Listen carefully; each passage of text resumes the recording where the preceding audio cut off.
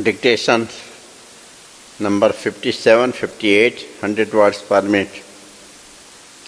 Sir, big business has been granted concession in the hope that it will utilize this concession for greater investment in industry. But the result is just the opposite. There is no greater investment in industry. As a matter of fact, big business is clamoring for more concessions, and recently the FICCI has demanded more. This is what we told the government in the beginning.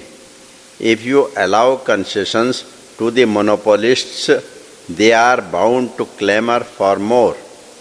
Moreover, it is an absolutely imprudent policy to reward those who have obstructed production, who are responsible for decline or stagnation in production, whose sole policy is to restrict production in order to increase prices, and the money that have been gifted away to them are being used for speculation, and as a result of speculation, prices are again rising. For example, the rise in prices of cotton and oilseeds is not due to peasant being paid higher prices. The peasant was paid low prices.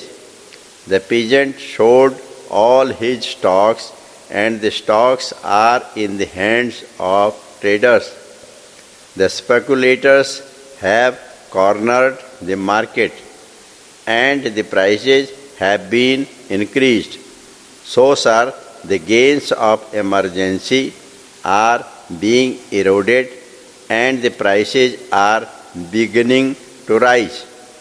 Sir, the budget provides for a deficit financing of rupees 320 crores, and rupees 480 crores are to be withdrawn from the fund of the compulsory deposits. As a matter of fact, these rupees 800 crores represent deficit financing. So, with this heavy dose of deficit financing and heavy expenditure on the plan outlay next year, there is likely to be a greater inflationary pressure. As a matter of fact, the plan outlay goes generally to the heavy industry sector. The money that is spent in the heavy industry sector is immediately backed by production. There is a time lag. There is a gestation period. Now, the purchasing power, which is related by the investment in heavy industry sector, should be backed by increase in production of consumption goods. The consumption goods are in the hands of private monopoly sector, which is not interested in increasing production. So the gap between money supply or purchasing power in the hands of the people and consumption goods available in the market is likely to increase as a result of the budgetary policies followed by the government, and next year we are likely to have a reappearance of the inflationary trend and erosion of financial discipline that was imposed as a result of measures taken during the course of last year. Now, sir, we have to go to the basic cause of this malady. What is the basic cause of this malady? Why is there sickness in consumer industries? Why is there stagnation and decline in consumer industries? Why are not the goods being sold? It is not because everybody in India has enough cloth or enough oil or enough consumer goods. Actually, many are going naked. do not have enough clothes to wear. Sir, after making these few observations, I would now come to a particular matter to which I want to draw the attention of the Finance Minister. While we are doing what we can to increase production and productivity, it is unfortunate that a section of officers placed in high positions are quite indifferent to our efforts.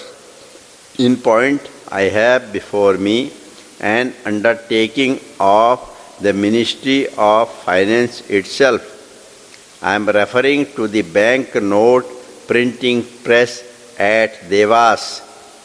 This is a very sensitive and one of the best security printing presses in the world, and I think the top best in Asia.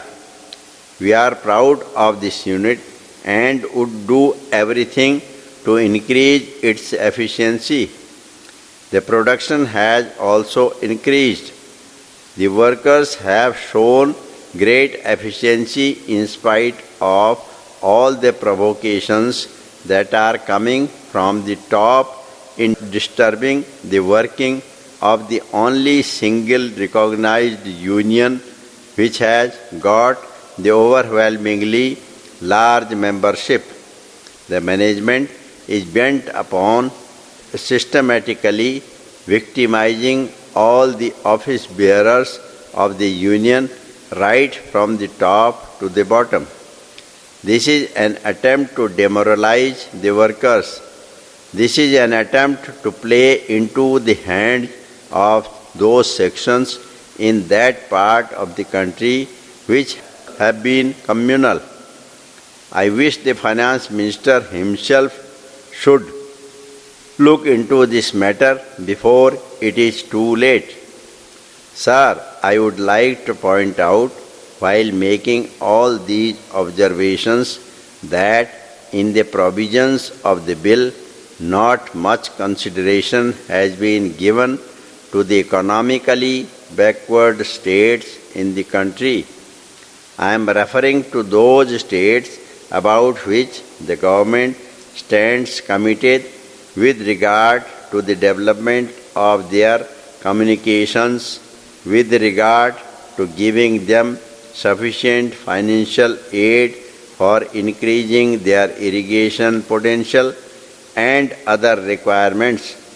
I am afraid that so far as my state is concerned, not much attention has been paid to it. I cannot say about other states.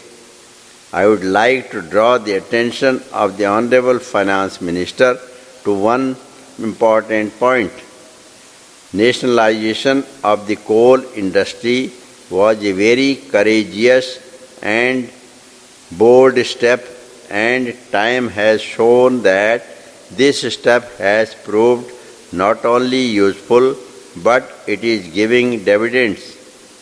The importance of coal has been realized more particularly after the oil crisis, and today workers all over the country engaged in the production of coal are doing their maximum, and our targets and achievements are increasing day in and day out.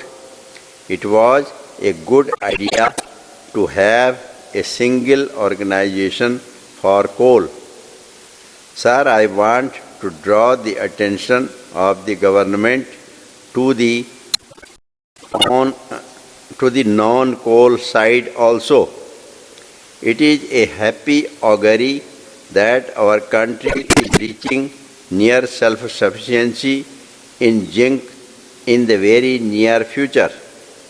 As one connected with this industry, I would like to say that the success in this industry has posed before us the question of our policy towards non-ferrous metals like zinc, copper, nickel, etc., which are of crucial importance for development. अगर आपको हमारा dictation अच्छा लगता है, पसंद आता है, तो आप हमारे चैनल को सब्सक्राइब करना ना भूलें, जिससे कि आने वाला नोटिफिकेशन सबसे पहले आपको मिल सके।